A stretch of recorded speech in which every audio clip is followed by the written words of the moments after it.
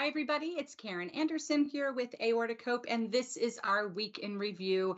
Before we even get started, I want to remind you to please click the bell so that you're subscribed and you're notified about other future live events that we have. And our week in review is really to help everyone that doesn't happen to be on our Facebook page be brought up to speed on some education and awareness that we share during our week. And with us today, we have a very special guest. We have Diane Bishop of Aortic Health Unlimited. Thank you. Joining us from Tuscaloosa, Alabama. Roll Tide. Roll Tide. All right, let's jump right in with our Monday, and it was Medical Monday. I'm not sure if you remember what we had posted, but this is something that this should look familiar, this picture. It's looked like your own ankles before, right? Ankles. Hey, it's hot. It's summer. And I know a lot of people might be noticing some swelling that's going on, maybe in their wrists, in their fingers, in their ankles. These are the areas of our body that are hanging low. And we should talk about this swelling because it might just not be because of heat. It might be a potential problematic situation. So in Nourish, which is by WebMD, Dr. Minesh Khatri writes in an article titled, "Why Am I Retaining Water?" Writes some very valuable information about the various reasons why you might be retaining some water and how it actually impacts your body and what you might be able to do about it. And so I printed off some information here I wanted to go over because I know that you know this all too well. We've talked about your retention of water. There's a lot of people in the community that retain water. And sometimes the answer upon investigating is something that's potentially problematic. But our bodies are mostly water, and it's in our blood, it's in our muscles, organs, and water's actually even in our bones. You need it, but sometimes our body holds on to way too much of it. And it can cause puffiness, it can cause swelling, but it also can be triggered by many different things. So first thing that can trigger this would be our diet.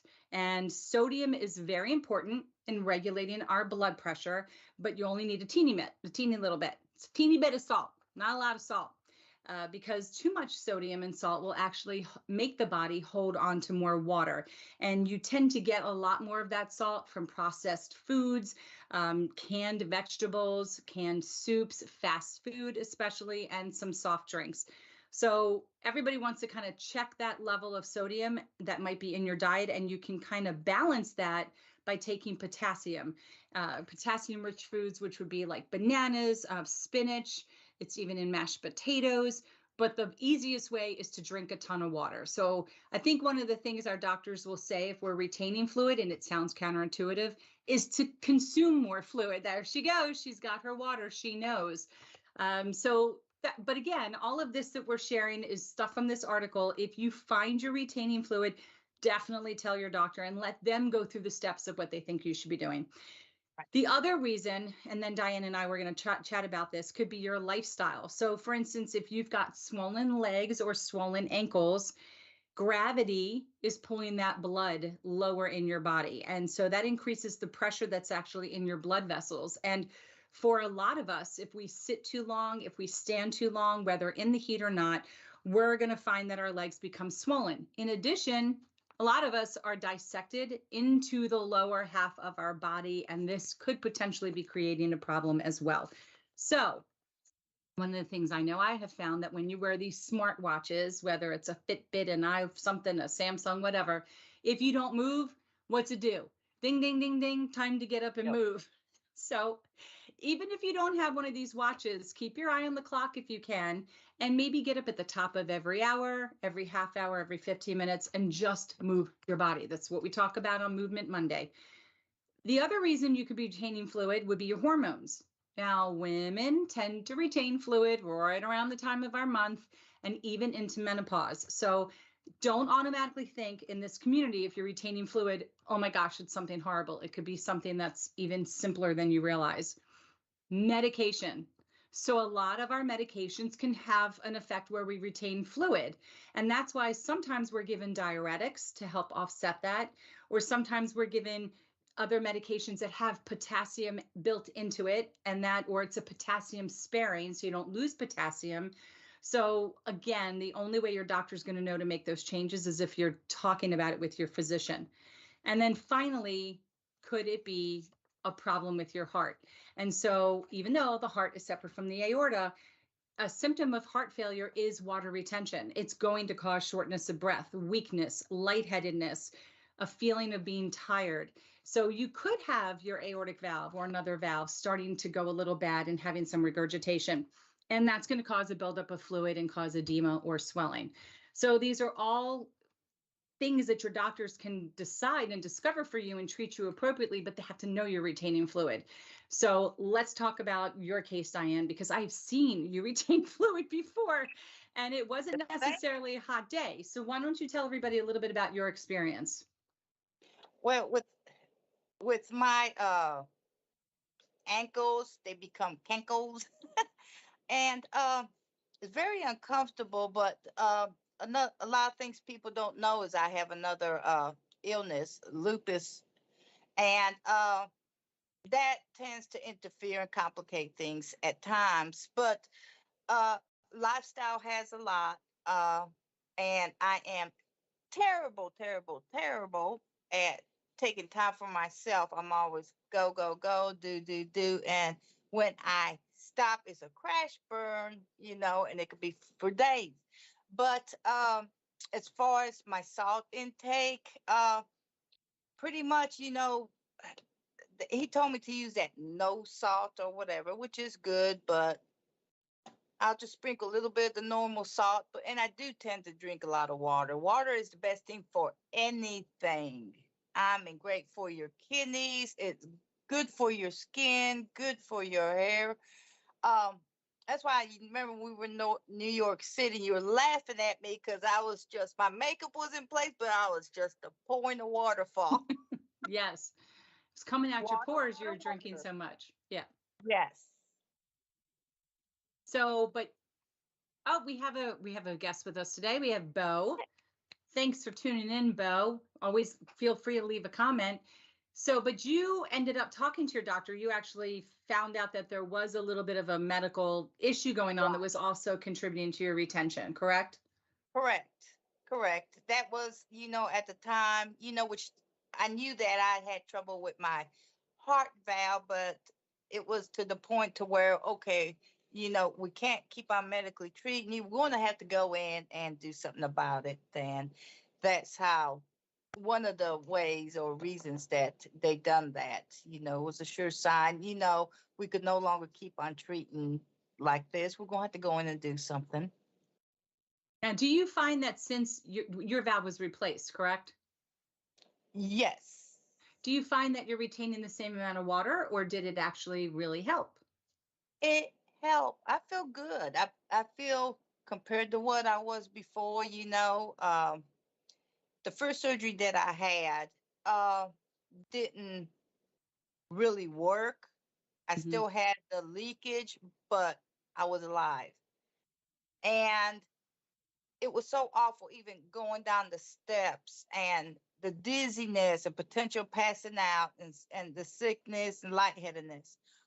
When after I finally adapted to my second surgery with my valve replacement, I told Dr. U Daly, I literally told them, I can't believe I went through all this SHIT. And he busted out laughing. I says, I wish I had it done sooner than later. Right. I mean, Right. mind you, it was like night and day. And I don't retain that much water, Mm-hmm. a little bit as normal, but it's Mm-hmm. not outrageous. I could go a lot farther. I have more energy. Uh, I just hate that I waited so long to go in for my second surgery. And I know many people in the community talk about why do they make us wait to this certain point in time. And I know it's a pro con, life death cost benefit analysis that they go through, but it isn't, it's not really in our hands to decide when it happens. And I'm not going to question why they take so long to make that decision, but it is amazing the stories I hear of when people have this surgery and how they come out on the other end. And I know I'm facing one. We haven't talked or caught up. I know my valve is not necessarily at the place yet where it needs to be. It's coming in as a mild to moderate regurgitation. I'm having ever so slight appropriate retention because of the heat, but I'm having a lot of other symptoms. And it sounds worse on the stethoscope than it actually is registering on an echo. So we're going to do some additional testing. And, now I've got some time to wrap my mind around it, start researching valves, deciding for sure what I think is going to be best for me. And, obviously, if I start to see that I'm retaining water, even in the winter months or what have you, I'll be discussing that with my physician. After reading this article, what it really did for me is really strengthen the notion that I do need to get up often, and just move. And if I'm seating, do the ankle pumps that I would do on an airplane, move the arms around. It's not about working out an hour once a day. It's about always having your body in motion and not staying too stagnant. And that really does help with the water retention. Mm-hmm. So, and let me throw this in that sure. you were talking about them watches. It's a great tool to have. Great. And like mine would ding, saying it's time for me to move, but I check my oxygen level on mine. Mm-hmm. It checks the blood pressure, my heart rate. It's a great tool, which, after being so long, a victim for so long, I guess I'm over 14 years going through this. I know when I'm not, I got something's going on that I'm not normal. And I could be like dizzy, lightheaded, or tired. And I know something's going on. And I'll just check my watch. Okay, where am I at? And Mm-hmm. a lot of times I'll take my meds, needed for that. And I'll lay down and the beat goes on. It goes on. Good point. Bo, if you're still watching, feel free to jump in and give us your comments as well. All right, we're going to move on to Topic Tuesday here. And this was about anxiety of surgery. So as we know, many people in the community are going to face some type of surgery probably at some point. And we always hope that it's scheduled and it's not emergency, because emergency leads to a whole other slew of problems that we're actually going to talk about on our Therapeutic Thursday. But in NCBI, a published article by a medical team titled "What Can Relieve Anxiety Before Surgery?" they discuss that it's totally normal to feel anxious before surgery. We know this. Even if operations can restore health or even save lives, most people will feel uncomfortable or about going under the knife. And it's important to make sure that fears and anxiety don't become too overwhelming. The article continues to discuss that what the possible side effects of anxiety can be, what can be done to help relieve the anxiety before surgery, how doctors and medical professionals can help, and can sedatives before surgery actually help with anxiety, and what can you do to help stop smoking cigarettes if you smoke cigarettes. I mean, in every medical world, smoking cigarettes always ends up being part of the topic because it's such a contributing factor to the anxiety, to problems that we have in our health. So if you get a chance, check out this article. But for me, I will say that before I had my emergency open heart surgery, and I just had a small surgical procedure, non-related, recently, in both cases, they gave me a shot of Versed before I even went into surgery. And in both cases, I was high as a kite thinking, am I in surgery? And they'd say, no, honey, we gave you a little something to take the edge off before I got propofol or put under. And it was good. And it was good, not just because I felt good, but it was good because you're just mind. You're not even thinking that you're on the gurney. You're not even realizing all the people are around. And it's incredible when they say how quickly your heart rate will go down because you're just not so stressed out. You're cool as a cucumber. So for me, a little bit of a sedative goes a really long way. I didn't know this was option. I'm going to ask for it all the time. Thank you very much. But I also do a lot of, I don't like being vulnerable. I need to be in control. Go figure. I need to be in control. So if I know I'm going to have a procedure, no. If I know I'm going to have a procedure, I change my narrative. I play with things psychologically and realize I am giving them control to do what they do. So I'll literally say, I'm ready now. Like if they say it's time, I'll say, give me a minute. I take back the control.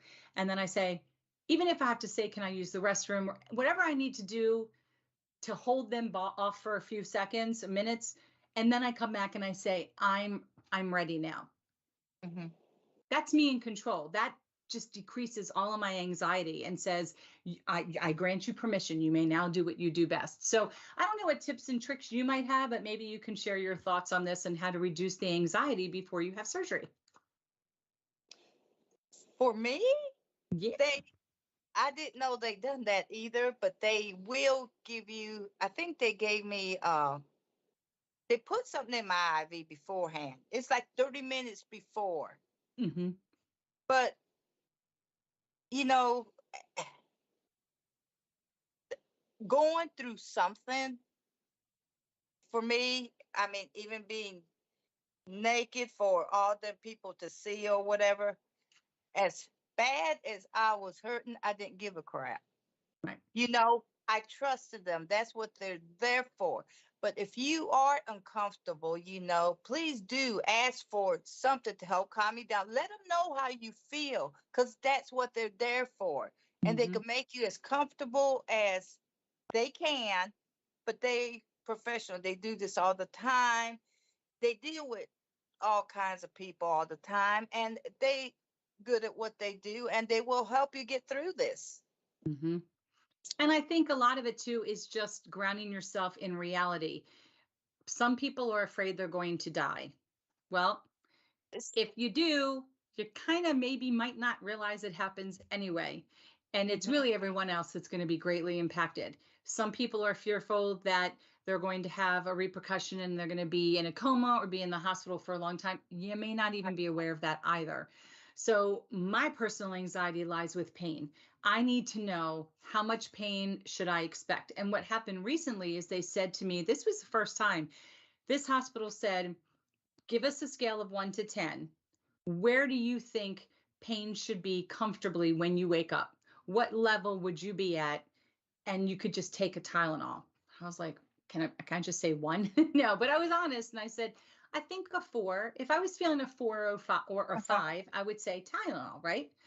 When I woke up, I was a 12. So when they asked me, where are you pain scale? I'm like, I'm a 12. It was 2 seconds later, I got pain medication. I got 3 different types of pain medication and I stayed in recovery longer because they didn't want me to go home in that much agony. So I thought it was just so well done. I was such a participant in being made aware of everything beforehand and the pain management, which was my concern afterwards. So I think you're right. For everybody that's going to have surgery, gathering as much information as you can before right, allows you to be in control, right? It allows you to be knowledgeable, educated, have those last minute questions, and to trust your team and know that they do this all right, day, every day. You know what they don't do every day in regional hospitals is aortic dissections. They do not see that every day. So a scheduled surgery that's going to be done in the appropriate establishment is something that they do. It's all day long. This is what they study for. This is what they've mastered. And you, again, if you feel the trust, you're not necessarily as concerned. right. So we did ask everybody to kind of like give us their tools, their tips, their techniques on what they do or what they've done to deal with the stress and anxiety before, because that's the last thing you need. You can control a little bit of that. The stress and anxiety just makes it worse, right? Just makes everything worse. Absolutely. Right. Yeah. All right. Topic Tuesday. Check mark. Which leads us to Therapeutic Thursday. Amazing how all these things, they just lead into each other this last week. PTSD doesn't necessarily happen to the same extent with a scheduled surgery. I think you miss a lot of the elements that cause it to be considered traumatic. Although any health situation can be traumatic for somebody, PTSD definitely is found more often in the emergent operation community, those that had the emergency surgeries. So, and the symptoms of PTSD can range from hypervigilance, nightmares, trauma reminders or triggers, difficulty sleeping, anxiety, disassociation from the whole experience, paranoia, flashbacks, wide variety of symptoms. And you may not even know that you have PTSD. It could be months later.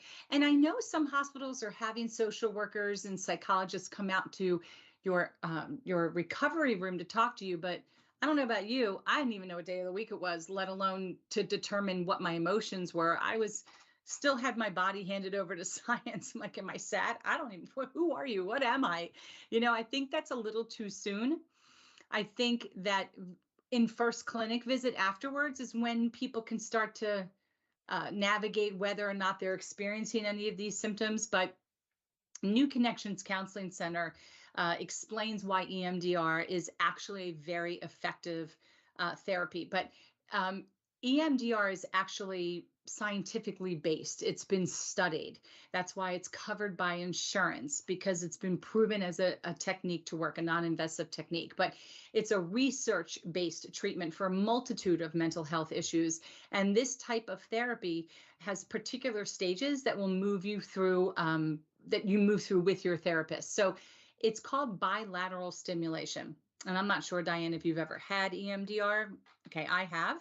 So one of the core pieces of EMDR therapy is bilateral stimulation. And this is what differentiates this type of therapy from other types like talk therapy or cognitive behavioral therapy or cognitive dialectical therapy. So there's talk and then there's the stimulation. It's not stimulating you, touching your skin here.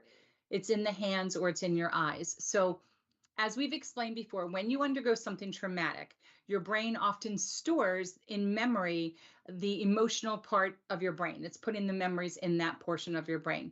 But it needs to actually be stored in the logical part of your brain to avoid any trauma reactions or triggers.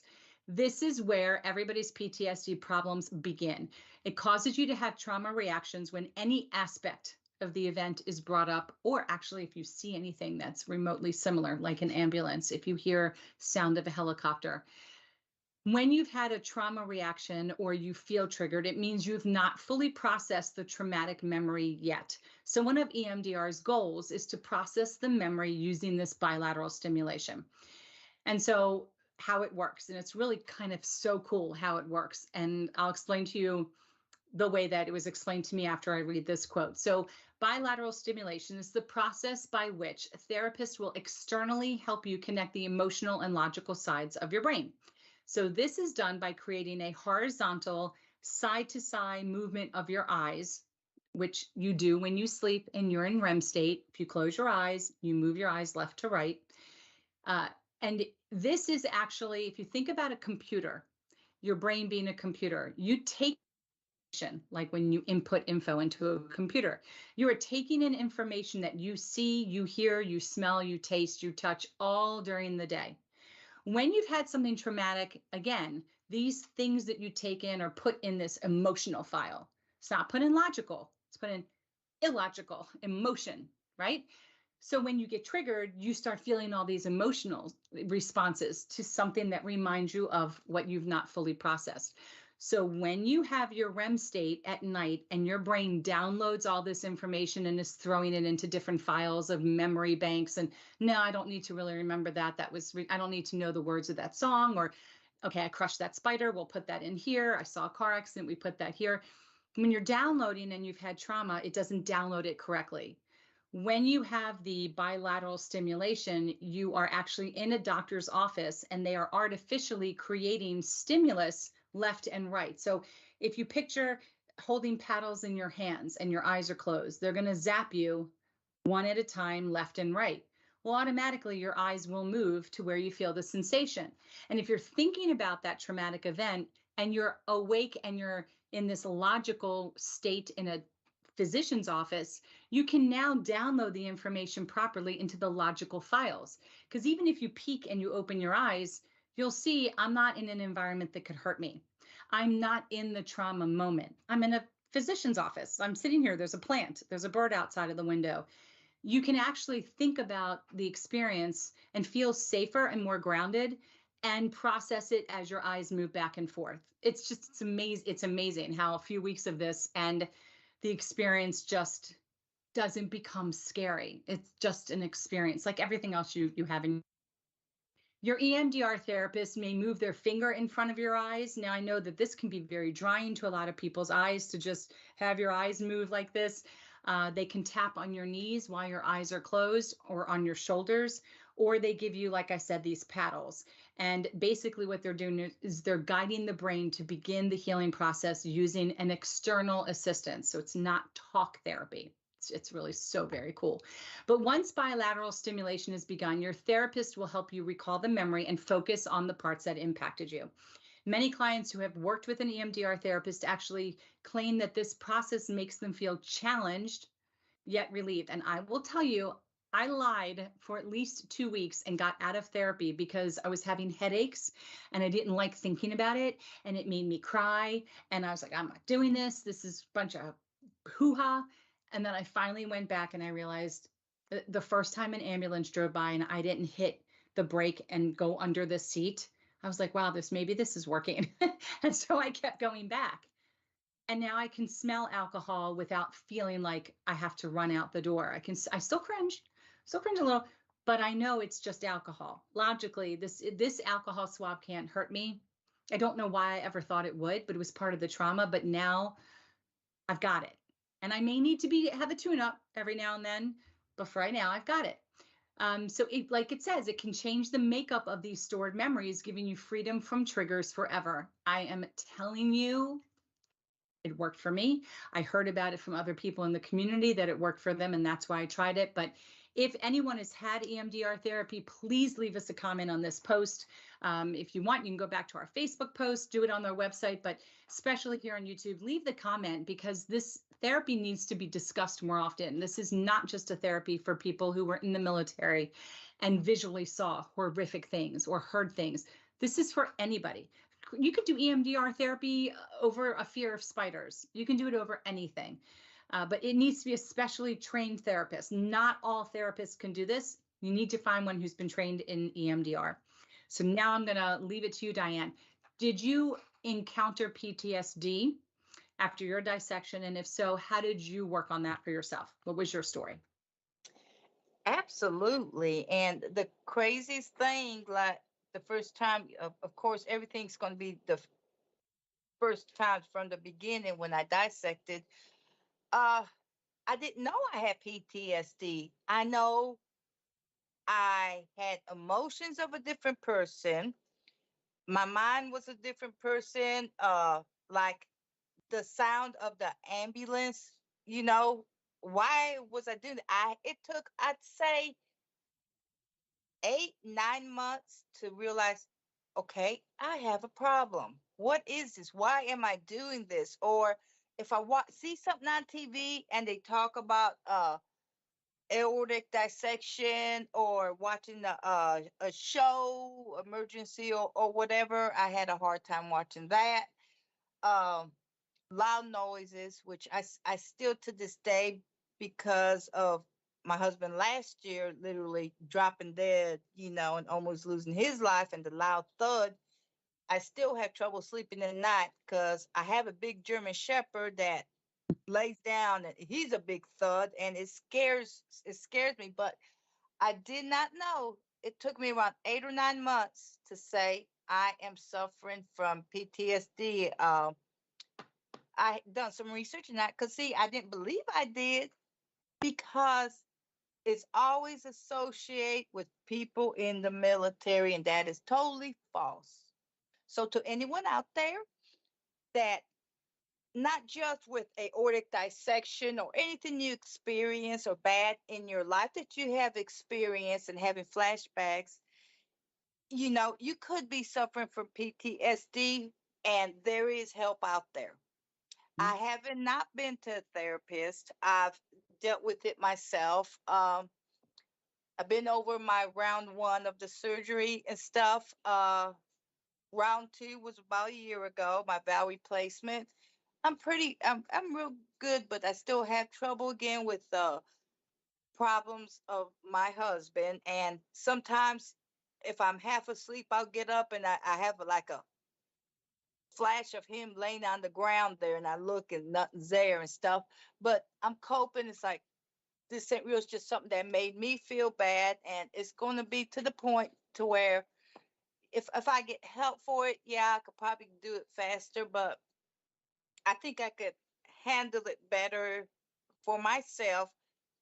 Just acknowledging, okay, it's just a bad time. I'm overly tired, and I noticed that when your body is extremely tired from throughout the day, you tend to have more PTSD symptoms. You understand what I'm saying? If you worked hard all day and you're totally exhausted, it affects you harder. Can I say that? Harder Sure. or more effective, to where something's going on than when you feel good and the ambulance go by, but it bothered you worse when you were feeling bad.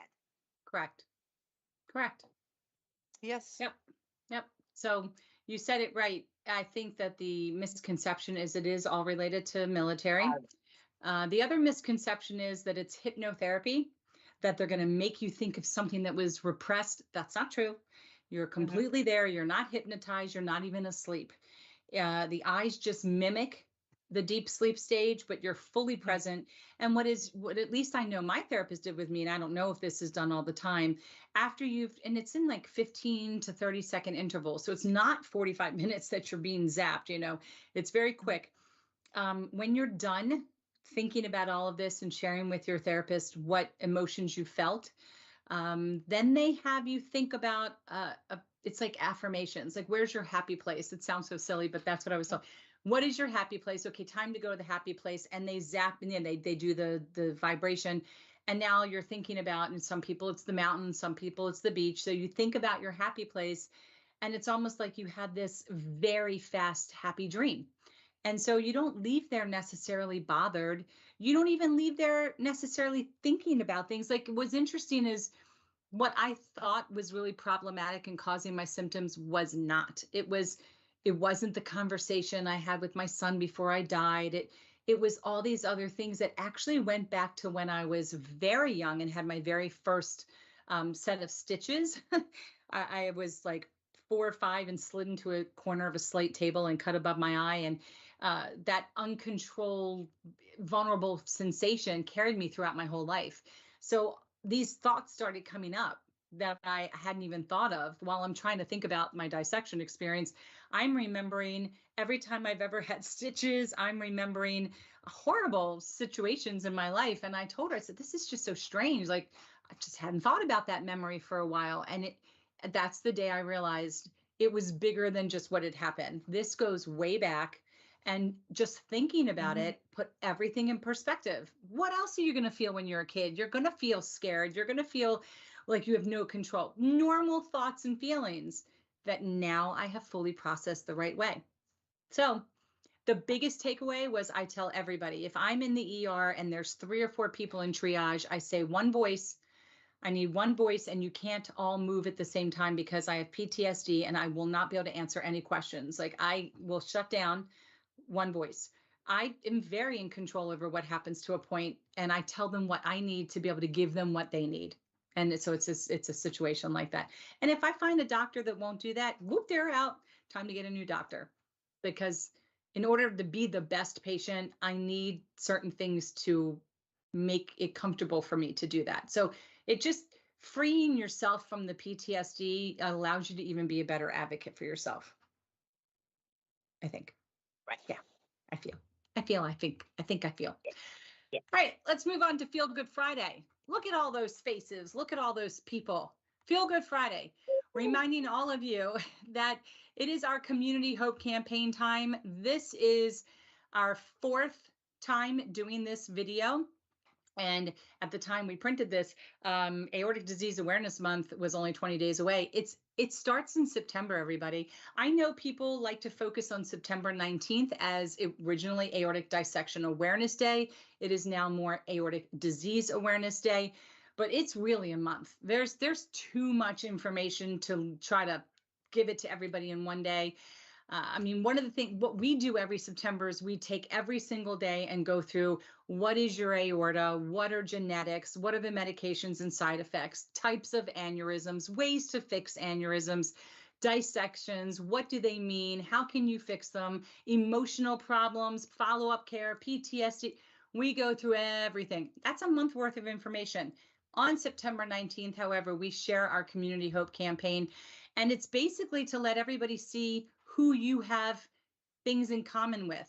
Yes, there have been well-known individuals and celebrities who have passed from aortic situations, but people like Diane and I and other people that you read their stories online, we're here. We're here right now, and we're living this with you, talking the talk, walking the walk. Caregivers are doing this with other caregivers. These are the people that you have the most in common with, and we'd love to hear from you. So we are still accepting photos right now through, I think we said it's on here, the 14th. Please send us an email, multiple pictures if you'd like. We don't care. Can be yourself, can be your dog, can be your aquarium, your fish tank. My tank. It can be, I don't care. It can be your doctors, your nurses. We've got representatives from the Cleveland Clinic who have sent us, the nursing staff on their cardiac ward sent us photos. Send us photos. In the subject line, please put the word hope, and you can email them to us at info@aortichope.org. And if you check out this blog, we should have a link on here where you can see last year's video. So send them over to us. Diane, send them over to us. I'm on it. You are. You better be on it. All right. Let's move on to what we had on Saturday. Actually, on Saturday, we shared 2 different posts about some really exciting events happening this week right now that we are in. Actually, first up, Tuesday, August 16th at 7 p.m. Eastern Standard Time, we are interviewing Senior Vice President of Growth, Tara Cohen, from Lawrence Health Medical ID Bracelet. And do not let this picture fool you. There are products in this organization for everybody, for all ages. It doesn't matter. We've got jewelry, we've got waterproof, rubberized product. There's so many new things that they have right now. It's pretty incredible. Tags, necklace. I believe they even have keychains. They've got it all. And they will be with us sharing the history of the organization, why it's so important to have a product like this, and how you can use the better acronyms to fit more information on the back of your tag. Forever, I did not know what ICE meant. Do you know what ICE means on a medical ID tag? Do you know what ICE means, Diane? No, the ice with my water. In case of emergency. Okay. Okay, so there's other acronyms that you can put for allergies, so you don't spell out the word and use up too many characters. You can put, there's ones for condition RX, obviously for prescriptions. So they kind of will be able to give you some tips and techniques on the best ways to phrase our conditions and specific medications. Really, blood thinners are the most important, as well as any allergies you might have, and put them on the back of the tag. They always have discounts, always have something going on. But if you use, and we have posts on here under the resources, if you use the link that's up there, Aortic Hope receives a small amount from the purchases that you make. But on Tuesday night, we are going to give away a $50 gift certificate to Lawrence Hope to a lucky viewer who is participating with us. We're going to gather everybody's names randomly, and when we are finished our talk, we are going to announce that winner, and you're going to get whatever bracelet you want. And they've got awesome choices right now. Awesome. So tune in, Diane Bishop. Gotcha. Our second post was about our other incredible, wonderful event happening on Thursday night, the 18th. It is Beach Blanket Bingo. We love coming up with these names. So bingo is such a great way to take your mind off of aortic disease. This will be in a private setting. It's not going to be on YouTube. So you're going to need to register. Even if you played with us before, you have to register again, because that's the only way we're going to know to send you your bingo ticket, which will arrive to you moments before the game starts. It's free to join. We've got so many prizes to give away, non-Aortic Hope swag stuff, just really great stuff, and swag to give away, because Aortic Disease Awareness Month is in September. Don't you want to grab some swag and help start that conversation about aortic disease? People will stop you and they will say, what's this logo? What is aortic disease? They're going to want to ask.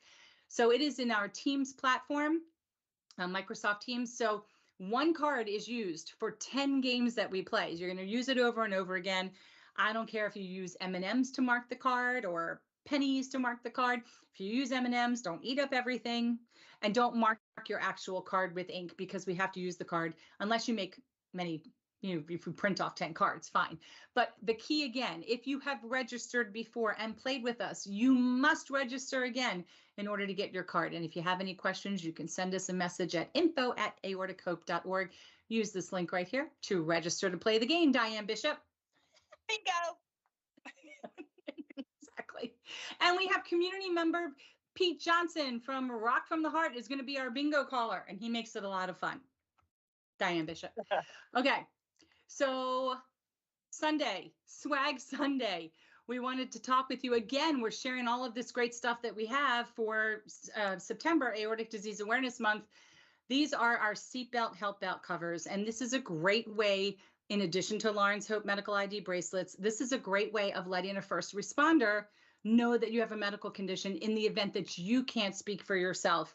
And let's say you were in an automobile accident, whether you're in passenger seat or driver's seat. So these belt covers here, they come in red, yellow, and black, and they come in medic alert, thoracic aortic aneurysm, abdominal aortic aneurysm, aortic dissection survivor, Marfan syndrome, and our newest Loewy-Dietz syndrome. So we've got pretty much all the bases covered, and you can choose your saying and you can choose your color, and they Velcro around your belt, and they're very comfortable.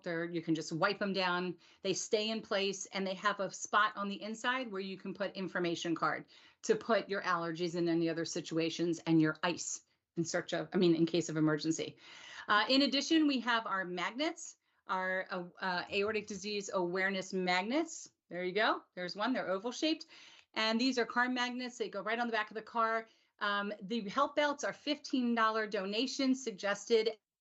$20, please.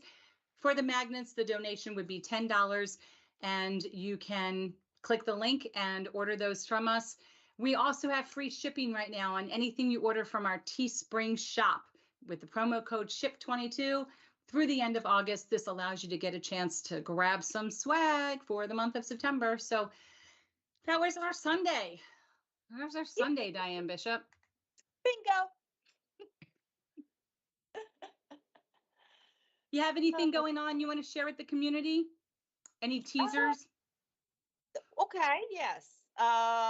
We're preparing also Aortic Health Unlimited. We got a few things going on. I can't say too much as far as dates are because I still got to get the green light for it, but there is going to be a motorcycle ride event, approximately 60, the route is 60 miles. We will have bands to be announced, refreshments, snack, prizes, giveaways. And then we're also going to be having another event that is in the works that I am working on just a little auction and raffle is what we got going on so far. And we have our t-shirts. If I could ever get a hold of my other partner in crime to go ahead and get that launched off, our fundraiser, and anything that we raise, we use to help raise to buy medical blood pressure cuffs to those in need.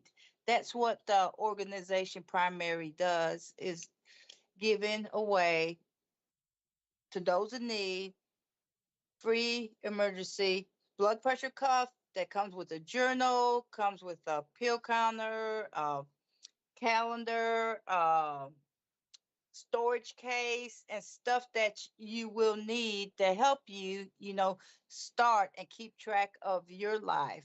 It feels good, something like this is something that you could have part of control of your life when you are sent home. So every bit of it goes. Otherwise than that, I'm strongly tagging and supporting y'all, advertise, and as well as Rock from the Heart, wonderful group. There's great groups out there. So to those, going through an aortic disease, whatever it may be, however it may happen, there is help out there. Unlike back probably 15 years ago, I had trouble finding help. You could reach out to one of these great organizations and they will direct you. Most of us, do help each other and collaborate, but we'll get the word out there. We'll find the help or answer the question that you are looking for. To your point, you're right. Rock in the Heart's another great organization. Exactly. Primary focus around aortic valve and aortic valve replacement and issues. And they're getting ready soon, right around the corner, to launch their online auction, which helps offset their costs for their big symposium and concert events. And they're having 3 happen next year. In addition, Carmen David, one of our community members, she will be having her annual Run for Aortic Health. You can check that out on Facebook under Run for Aortic Health. I believe we've also listed it as an event on our Facebook page. Every year she has a run in person in Texas as well as virtual. I've done the virtual one twice. She gives out great medals, awesome shirts, and she's a really big supporter of us and other organizations as well. So many amazing things are really coming down in the works because September is such a busy month and there's so much information for us to share. So we will be back next week, the 22nd, same time, 3 p.m. with your host, Tammy Warner. She will be hosting that day. And thank you, Diane, for joining us. Thank you, Bo, for giving us a shout out. And don't forget to like and subscribe, and we will see you all back here again next week. Take care. Bye-bye.